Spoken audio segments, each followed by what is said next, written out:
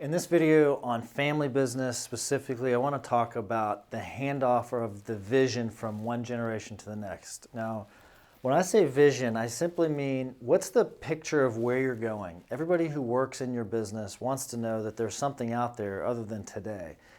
If you don't have that, don't be surprised if people show up to work and they don't seem engaged, or you can't get them to think like business owners, or you can't get them to be fully invested or excited about brand new stuff or big announcements.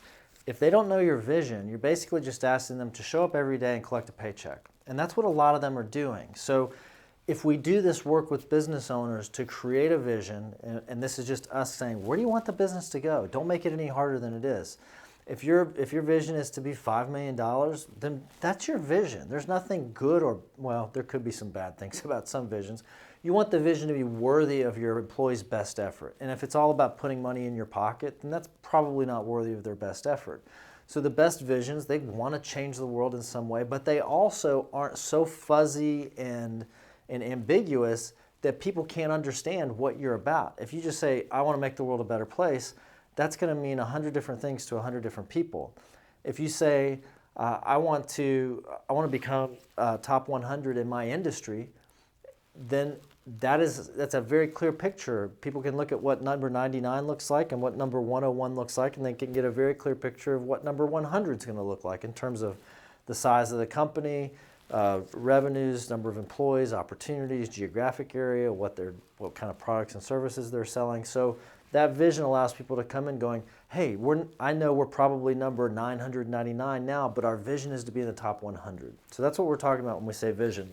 Now, typically, when a family member, when a parent hands the reins over to the child, this maintain the status quo is kind of what we see. You know, it's just like, don't screw it up. And by the way, go back to one of our earlier videos about not being able to let go.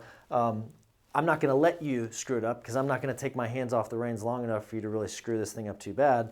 We just want to maintain the status quo, right? And that is a terrible way to go about handing over the business. It needs to be explicit. You need to have this conversation with your kids about what your vision is and where you want the company to go. Otherwise, you're kind of setting yourself up for failure. So what we advocate is building a strategic succession plan. A succession plan is just saying, I'm going to hand this business over to my kids in this way. You know, this person's going to get this much of a share and this one's going to get this much. That's succession. A strategic succession plan says not only how much they're going to get, but what they're going to do and why they're going to get what they're going to get and what their primary roles are and what the business's bigger picture is and what's the role in it that they play, right? So it's that whole thing wrapped up into a series of goals, a series of strategies, and some hard metrics that we can use to track progress. That's a strategic succession plan. It's what we do with clients, right? It's not rocket science, but it is a discipline. So I'm going to take you through kind of 4 options that we see a lot. Number 1, this is where we see parents ready to hand off the business. They're ready to hand off the business because this check mark right here and this checkbox represents the accomplishment of the vision that they had for a long, long time. Maybe they always dreamed that they would, be the dominant player in the area with 4 or 5 locations, and they finally opened that 4th location and they're like, we've hit it. And maybe that happened a year ago or 2 years ago or 3 years ago, right? And they're like, I'm ready now. And so they're in this spot right here, but nobody knows what the future vision is. People can tell you what it used to be a few years ago, but nobody knows what it is now. And now they're ready to hand it over to the kids.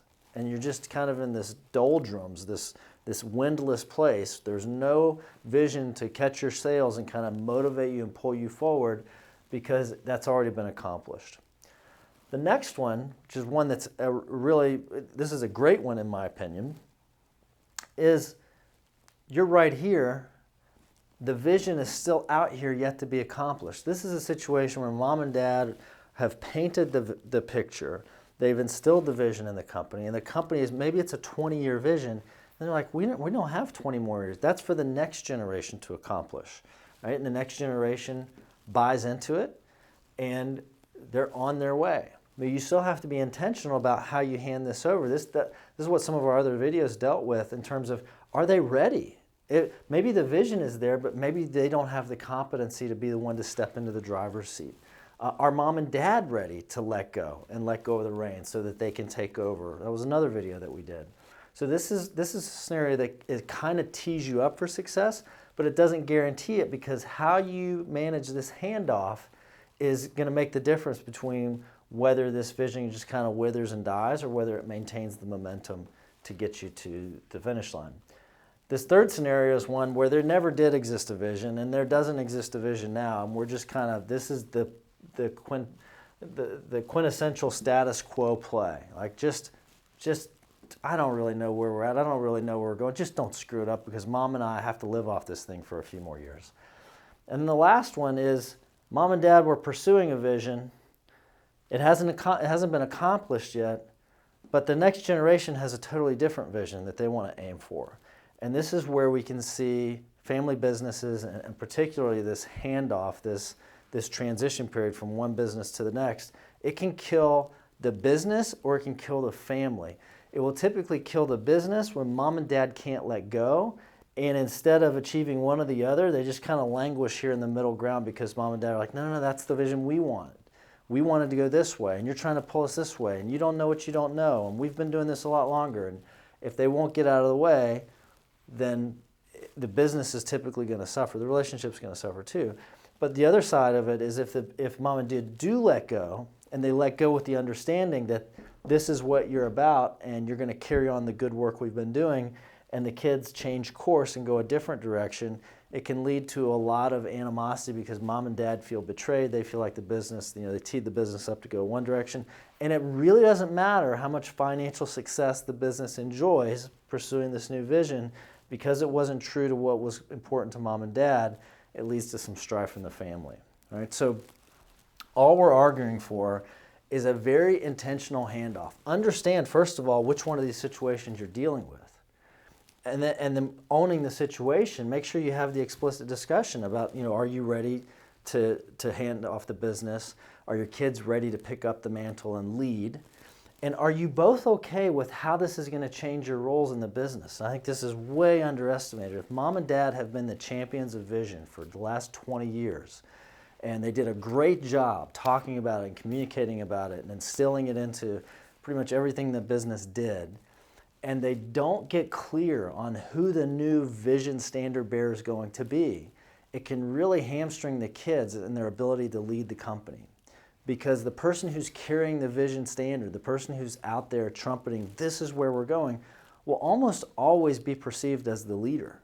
And it doesn't matter how operationally excellent the kids are. It doesn't matter that they know the business back and forwards. If they're not the ones who are pointing the direction toward the final prize, then they won't be perceived as the leader. And sooner or later, mom and dad are going to have to step down. And it can lead to this real kind of crisis of identity for who is the leader of this business. And the second generation may have been leading the whole time. They may have been doing a great job behind the scenes, but now their job is to be out front. And because they haven't identified the change in roles, they're not wholly prepared to do that, and the business suffers as a result. The thing about this transition is it's either going to generate momentum or it's going to completely kill it. It's one way, there are no other options. It doesn't just coast along. When you get to this point and you haven't built a strategic succession plan, then the business either hits a brick wall in terms of momentum it was carrying, like if it's going to change direction in one of these areas, or if it's coming here and you're not intentional about it, and it just comes to a screeching dead halt right here when you have to change these roles. Or it's going to be a great catapult. And it may have been going 100 miles an hour up until here, but if you manage the swell, now it's 200 miles an hour. It may have been at a complete standstill here, but if you handle this well, it really jumpstarts the business into the next generation, to its second life.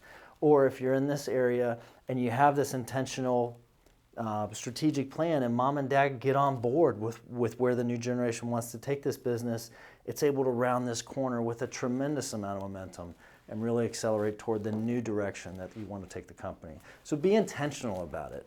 Don't just assume that you're going to hand the business off to your kids and it's going to continue on, because the status quo, it just doesn't work. You're either growing or you're dying. You're not going to be able to tread water as a small business. It doesn't work that way. So be intentional. Get a strategic succession plan. Don't just know where the stock's going to go.